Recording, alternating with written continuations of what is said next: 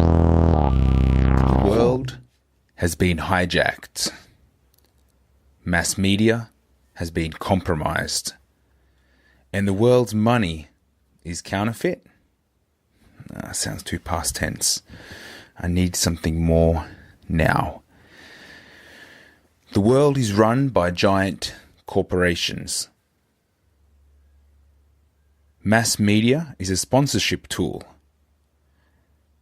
And the bankers are like, dude, where's my gold? Okay, that makes it sound like a joke. I need something more serious. Earth was sold for profits. Human life, it's under control. Monopoly is just a board game, not physics. Nah, it still makes it sound too silly. Let's try something short and sweet. Let's see. Trans-Pacific Partnership. Blood leads. Federal Reserve note. Try Google search.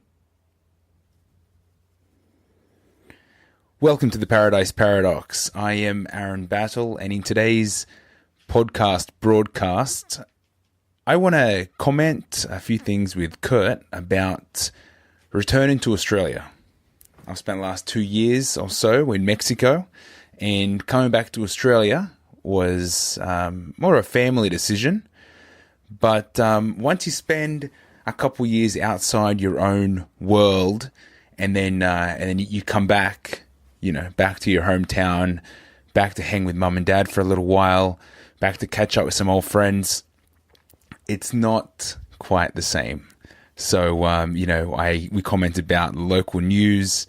We have a chat about Australian real estate, how the upcoming financial upset might hurt a few people, and how it's going to affect families in particular, and also the welfare system in Australia. So Kurt and I chat about that for a little bit. If you are in need of a t-shirt, jump onto our website, www.theparadiseparadox.com, where you can click up the top there, PP t-shirts, Paradise Paradox t-shirts, and check out our designs. Most of them range about $10 to $20, and you are supporting the Paradise Paradox. Another way to support the Paradise Paradox, if you haven't been there yet, that is Steemit with a .com. You can catch Kurt at Churtzu, CHURDTZU. I am at Battle Ayzee, BATTLEAYZEE. And you can check out a few articles and Paradise Paradox related topics on Steemit. It is the future of blogging. It's a decentralized platform where content creators are rewarded for their content. So you can also be rewarded for finding content, for commenting. It's a whole new economy, so check that out.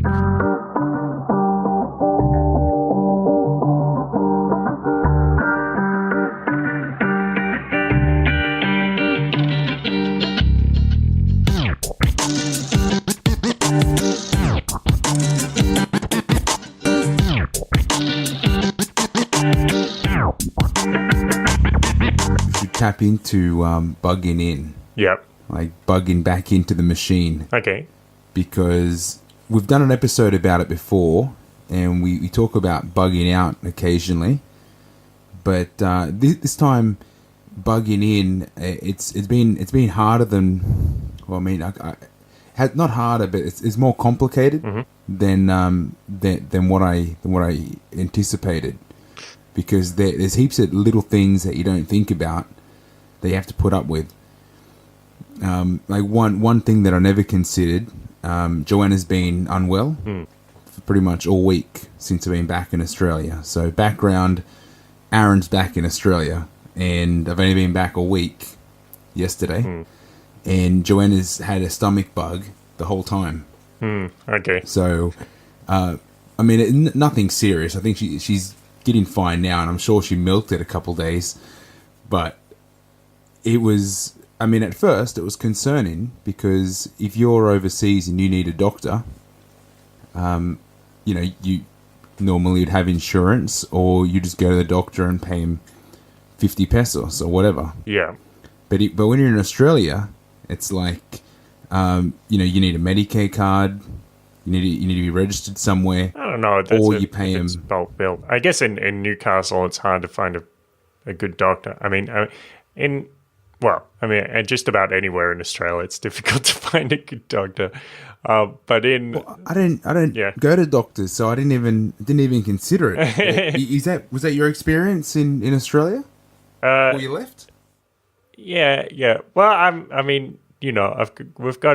we went through on that episode long ago about our terrible experience with the medical industry. One particular example which I can give is when the doctor was he was going to stick a probe into my urethra, and he gave me some warning, but not quite the level of warning which was necessary. And it just... He should have... Wow! Yeah. Right. Yeah. See, more funny than what is it, weird? No. It was cold, I'm assuming. Not that it was cold. It was like scrape against the edges. It's like, oh, well, you need to do this, and you need to stretch it out, and you need to pull open pull back the foreskin and pull open the edges of the urethra. You really should have put a warning before you went full graphic, because probably a lot of empaths tuning in. Yeah. Oh well, I guess they have to deal with that. But yeah. Anyway, my point is that sometimes bulk billing doctors in Australia aren't. They don't quite meet the ideal of what people think of as healthcare. But I do remember in Melbourne, I know there's a very good clinic, and every time I go there, I have a really great experience. They specialize in travel doctor stuff, but I think they can do everything. And I don't know, it costs like $70 a visit or something like that. Okay, that's not too bad. And really, yeah, really good. Like, it's like they actually care about customer service and that kind of thing. So okay, well, I don't think Joanna was sick enough that I had to actually call a doctor. But I thought if this goes on a couple more, if she's not feeling well tomorrow, then I better track down a doctor. And it wasn't easy. It didn't come across like an easy. Of course, I could probably Google it and ring. I don't know. Probably ask mum or dad. But it was like it just seemed like a lot of work. Well, you don't have a local herbalist in your neighborhood, obviously. No, not registered. What kind of cockamamie country are you living in? There's no herbalist in your neighborhood. Yeah. Get the fuck out of here. I'm gonna call this an extended holiday. Yeah. Because I honestly don't think Joanna's gonna cut it here. I'm sure she can handle it. Yeah. But it's just we were to go for a run to Woolies to pick up cobs of corn. Just to boil them and try and recreate the famoso alote, because Joanna's feeling homesick on the third day, and it's all in her head, but gotta make sure she's comfortable. Yeah, well, we're in a weird land now. That's quite reasonable, I think. But it wasn't that hard. Yeah. Could have been a lot worse things, like if she demanded mole poblano or whatever. It's a little more difficult. But what I found funny so far is Joanna's. She's really hasn't really traveled much until recently. So her understanding of the world was pretty much all Mexico up until the last, let's say, 6 months. Yeah. And we did a quick trip to New York, and then we've been to Ireland and did a big weekend in London. Mm-hmm. So, that's not too bad for 6 months of travel, considering you don't travel at all. And now we're now we're in Sydney, and yeah, she didn't like it very much. It just seemed too busy. I mean, not that Sydney's a bad place, but in comparison to this idea that she's created in her mind of what Australia was all about, and I'm assuming, you know, that's because movies like Outback, Australia movies, and Australia the movie, everyone's got this idea that, you know, you're going out to desert, you're going out to ranch style, huge farming, you know, towns. You go to Sydney and you think, this is not Australia. Someone's tricked me. I see the bridge, see the Opera House, but she didn't like it very much. It was too busy, I think, and I think that was only because she had this expectation of chilled out country Australia. Yep. So that's one win. It means I won't have to spend too much time here. Okay. So you're talking about bugging in, but I mean, you haven't got a job or anything yet, have you? Well, that's supposed to be the really shocking part. No, we're doing the job interview stuff. I haven't really dived in that deep. I'm trying to extend myself on my personal network of peeps. So basically, I'm just catching up with friends and seeing what's happening, getting the ground floor kind of take on job wise. You know what's going on if someone's working in a new company, they need people, because to go through the whole sending your application, wait a week to hear. I mean, there's some jobs that I find online and its applications close, 20th or 30th of September. I'm like, okay, so I'm gonna put my resume in and then sit on my hands for the next 3 weeks. I need to start moving. I can't sit for that long and wait. So I mean that's not going to work. I need an interview on Tuesday, and I want to start by next Monday. I'll have a week buffer, but we'll see. Next week's gonna be pretty busy. Got a few leads I got to follow up. It's like the good old days. I'm back knocking on doors again. Okay, good. Unfortunately, Newcastle's a bit quiet. Yeah, well, so I remember. I guess I was in Melbourne and I picked up some. I can't remember where I read it. It must have been some article online, and it was talking about some urban renewal project. But it started out the article by saying something like, 1 year ago, you wouldn't go to Newcastle unless you wanted to get robbed. And I was like, what? That's not quite right. Because basically, with the shutting down or the winding down of the steel industry there, things are getting let's see, how can I say it? It's not exactly the most prosperous town in Australia anymore, and so there's a lot of closed down stores around and that kind of thing, boarded up windows, that kind of nonsense. Is that still what it's looking like? Well, that happened about 15 years ago when BHP, the steelworks, finished up. Yeah. I think that was a big hit to Newcastle. But, I mean, I haven't got any figures, but I think it was like well over, let's say, even if it was 100,000 people. 100,000 people were affected by this directly. Either they had someone that they were actually working there, or they were somebody that had a relative working there. I mean, that really affects a city when it's only got 500,000 people. So 1 in 5 people are getting directly affected economically, just because a business decides that it's not economically viable to operate. I mean, why else would they stop? Otherwise, there's government issues, and they decide to move on. That's going to cause a big issue to the city. So luckily, during that time, or shortly after, there was the mining boom that was able to lift pretty much all of the Hunter Valley. So a lot of the people that weren't skilled in anything but like industrial type work were able to go out, not too far, but let's say a couple hours to the west. I mean, like I think Maitland probably picked up a lot for that. Maitland, Singleton, Muswellbrook, But now it's kind of closing up too. I mean, this is like a decade ago.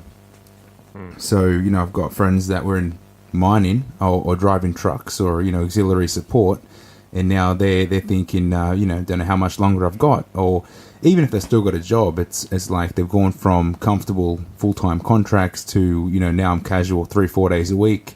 Money's good, so it's not a problem, but they can terminate me anytime. So that's another struggle. Yeah. Another boom boom. But I kind of feel like Australia's going that way pretty much with everything. I mean, something small happens and all of a sudden the dollar gets rattled. Yeah, but who really knows? That can be. I mean, from some perspective, that's good. Even though generally I'd say it's bad, but it can encourage foreign investment. Yeah. Just on foreign investment, they've been pumping a story the last week on the news. Mainly, ABC did a full feature story of it. Apparently, Chinese investment in farming, like of ownership of farmland, is only 0.5%. Okay. So this is being like a big outcry. How can Chinese investment, which I'm assuming is one of the primary investors at the moment, how could that only be 0.5% of investment? And we should encourage the Chinese buy more farmland. And it's like, whether that's true or not, do you really think, that's I feel like something's fishy about that. There is. Well, I can think of a few things that smell a bit off about it. So, I mean, I know it's off. I just can't quote anything about it. Yeah. What comes to mind? Okay. So here's the thing. So of course, Chinese people, especially very affluent Chinese people, want to get their money out of China. They want to diversify. They're probably perhaps a little worried about political risk, or they just want to diversify just in case. They put some money in Australia, and of course they put it into real estate because they want something that's relatively stable, or maybe they've even bought into this fantasy that the Australian real estate market is just what's the word, like unstoppable. It's been going up for so long, it's in 30 years on a steep incline. About 30 years. Why would it turn now? Yeah, there was a crash in 87, I think, but yeah, it's still going. 89, I think. Yeah, real estate crash in 89, but since then it's been looking pretty good. Anyway, so the thing is, of course, is the Chinese are going to come in and they're going to buy. If they're going to buy real estate, then they're going to buy profitable properties as much as they can get them, or speculative properties that they expect to go up a lot. Now, those are not farming properties generally. I mean, the farming industry in Australia isn't looking so hot. Well, yeah, maybe I shouldn't say too much on that because I don't know too much about it. But it's compared to looking at a rental property in Sydney,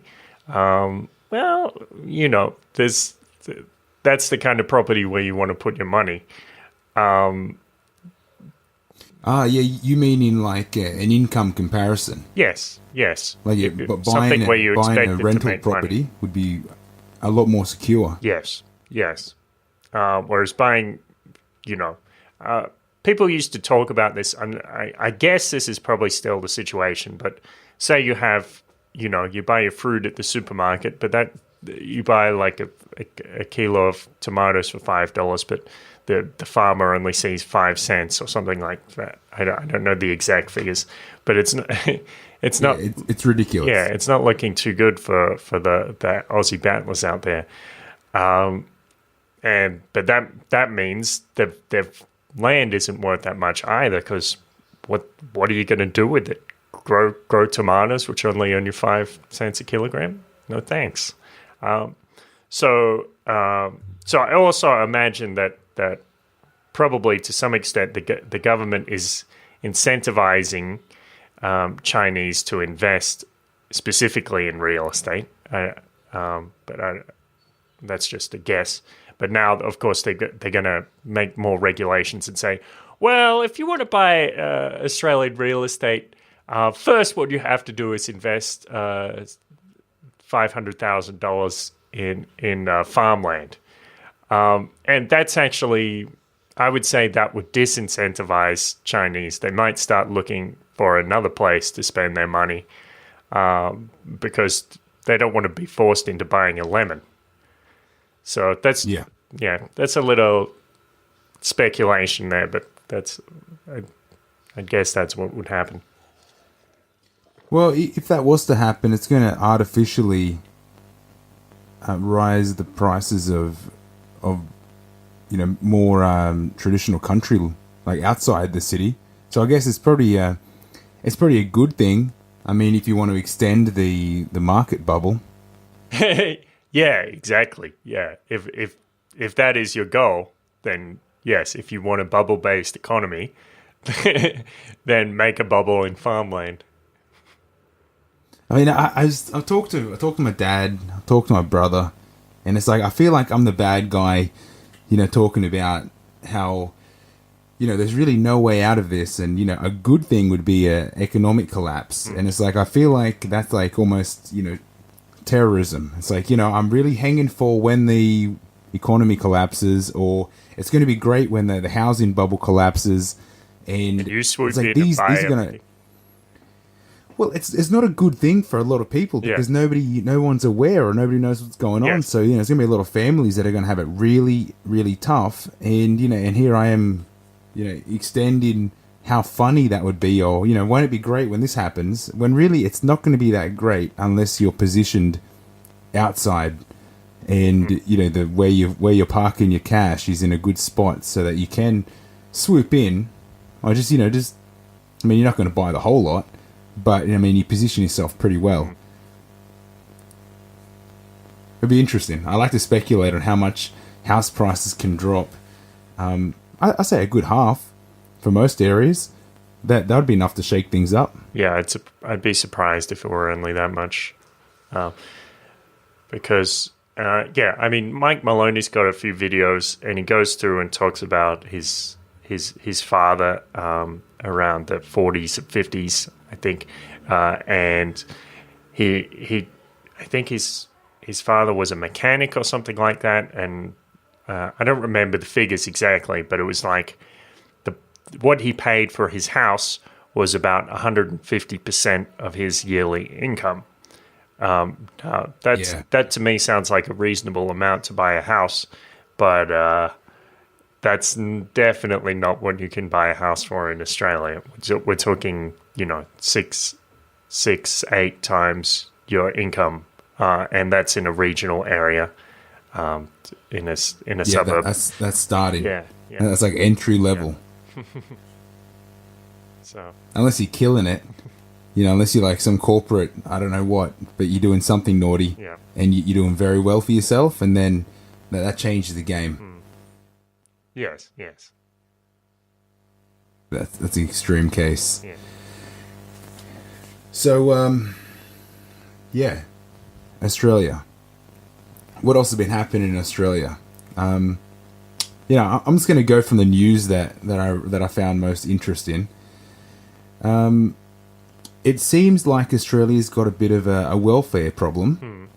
When on Current Affair Tonight or ABC or one of those.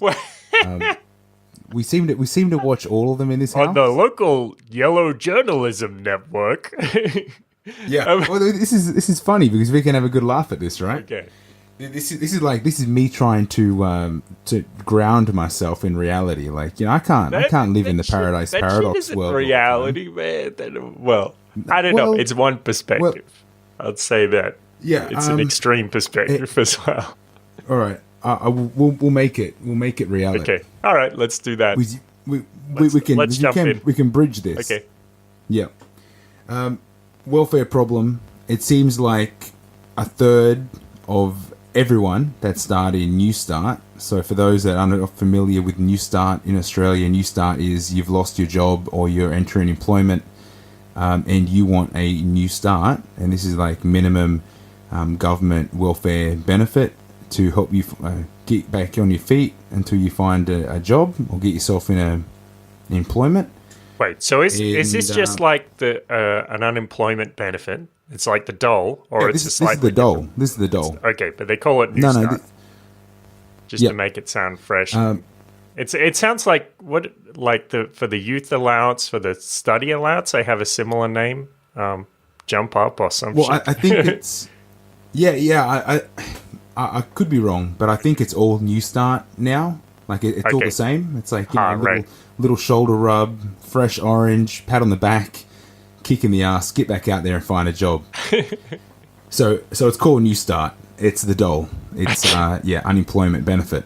Okay. It's about the TV quoted as $37.50 a day. That's how much you get paid. Apparently it's not enough.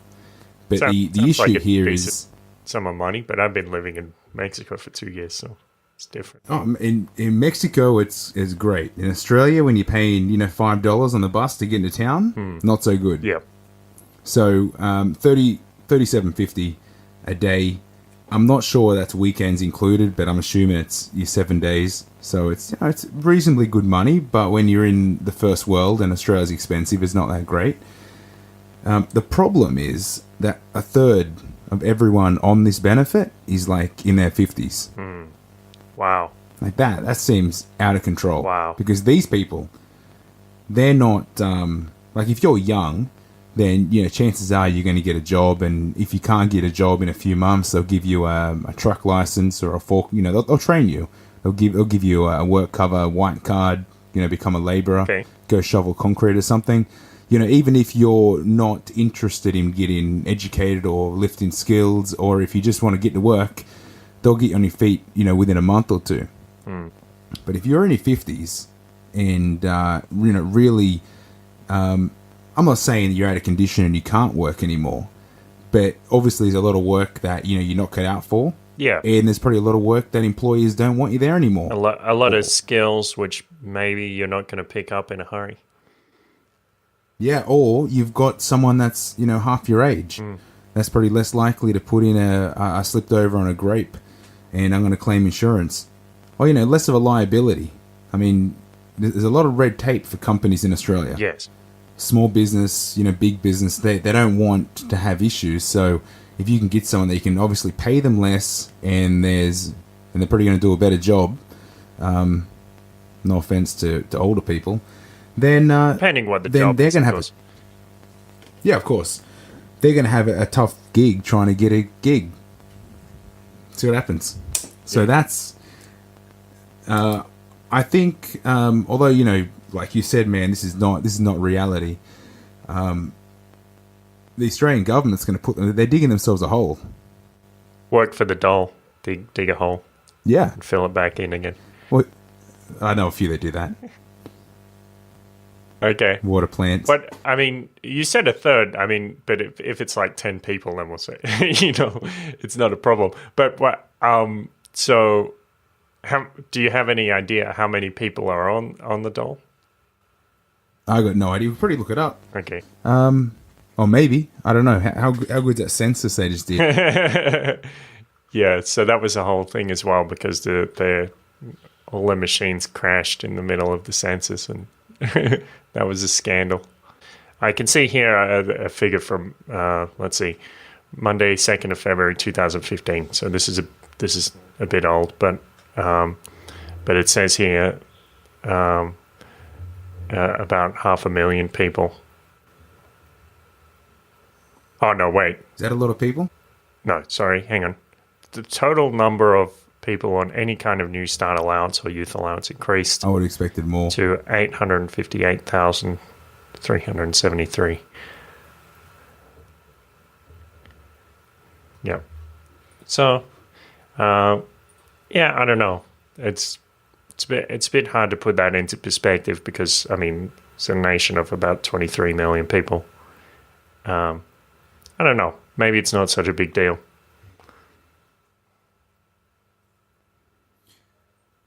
perhaps. I think it's... it does seem like a lot of people, but as long as they're not leaving the country and the money's just getting circulated around, it's not a big deal, is it? That's like modern money theory. Just keep... As long as they're not saving the money, then it should be fine. Gotta keep consuming. Yeah. It's free money. Doesn't matter. Free to somebody. Yeah, I get confused when I think about economical questions like that because, the system's so engineered, so many different cogs in there that are propping things up and affecting things. It's really hard to... my understanding of Austrian economics is pretty low. I was only introduced to it a few years ago. So it's kind of hard to put things in perspective like that. I would have thought there's enough upsets in the economy worldwide that maybe this would have crashed years ago. If it's all true, who really knows what's going on? Yeah. Well, according to Jeff Bowick keeps with the Dollar Vigilante keeps releasing these reports saying, well, sometimes it seems like a bit of fear mongering because it's like saying that things are right around the corner. Like even now we're moving into September, and he was saying that there was going to be a crash at the start of this year, I think, or the end of last year, and nothing major. Nothing so big that the media can't brush over it has happened yet. Yeah. A few hiccups here and there, and maybe some downward trending markets, but nothing that anybody could exactly say is a crash. Well, I think maybe not to the level that we're expecting. Yeah. And based on who we follow online and where the dots we're joining up, but I think say that to anyone that's in Venezuela and that's the end of the world to them. Yes. Yeah, that's true, but that's pretty. Yep. It just seems like that was something. It's like saying there's going to be a big earthquake this year, and with the track record. We're overdue for a big earthquake, and it feels like every second week there is a big earthquake, depending on where you are.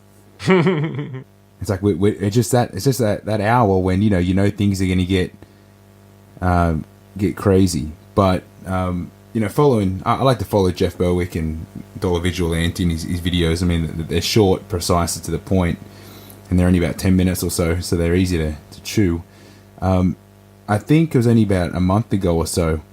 He mentioned in one that now he's looking at prepping, and with all this stuff that came out with Germany and their government saying you want at least 2 weeks worth of supplies. I think even Luke with We Are Change brought something out, highlighted that as well. And you think, okay, so there's something happening, and some governments are saying you probably want to have some extra water on hand and make sure your batteries are charged and things like that, which wasn't happening before. So does somebody know something that no one else does? Yeah, that's true. That's a good indicator. Yeah, it's like all this stuff is a little bit below the surface, and you're like, like things on the surface indicate that there is something going on below the surface, but basically we won't know how much, how deep, how bad it is until that topsoil gets dislodged and we see what the fuck is underneath, or all this molten magma coming out. Crystal pyramids in a superior race that's been there the whole time. The inner earth people. It could get stupid, really. Yeah. There's so much covering something else, and like the economy is just a silly little game that the earthlings are playing. Cheers for checking into another episode of the Paradise Paradox. Feel free to share with somebody, share the ideas, share with a friend. If you don't feel like sharing, that's cool. just make sure you donate. I'm happy to keep a little secret. You can donate at the www.paradiseparadox.com/128. This is episode 128, where you can find show notes, related links, related episodes, and a bit of a story on what this episode was all about. Well, that's about it. So don't forget to unplug your television. Don't forget to enjoy yourself, be yourself, keep spreading the ideas, and peace.